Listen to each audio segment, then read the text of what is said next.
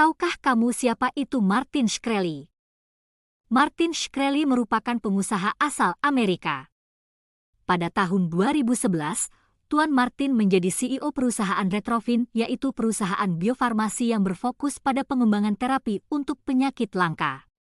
Di usia 20-an, Martin Shkreli mendirikan MSMB Capital, sebuah perusahaan dana lindung nilai dan menarik perhatian karena mendesak Badan Pengawas Obat dan Makanan untuk tidak menyetujui obat-obatan tertentu yang dibuat oleh perusahaan yang sahamnya ia jual.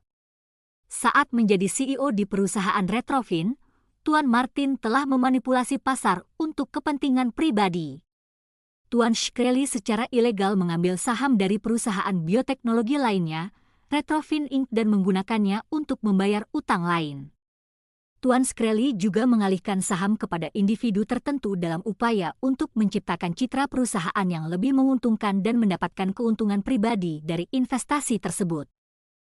Setelah melakukan penipuan besar-besaran selama periode 5 tahun saat menjabat sebagai CEO di Retrophin dan saat ia mengelola dana lindung nilai, Dewan Direksi Retrophin memecat Tuan Shkreli pada tahun 2014. Di tahun 2015, Dewan Direksi mengajukan pengaduan di Pengadilan Distrik Federal di Manhattan, menuduhnya menggunakan Retrophin sebagai tambahan dana pribadi untuk membayar kembali investor yang marah di dana lindung nilai miliknya, namun pernyataan tersebut dibantah oleh Tuan Shkreli. Pada tahun 2015, Martin Shkreli mendirikan Turing Pharmaceuticals, yaitu perusahaan farmasi, dan berubah menjadi Viera Pharmaceuticals pada tahun 2017. Perusahaan ini memasarkan dua produk, yaitu Daraprim, Pyrimethamine, sebagai pengobatan untuk penyakit toksoplasmosis, dan Vecamil, mekamilamin hidroklorida, untuk pengobatan hipertensi. Saat itu Turing Pharmaceuticals mengakuisisi obat Daraprim pada tahun 2015. Harga obat tersebut dinaikkan oleh Turing.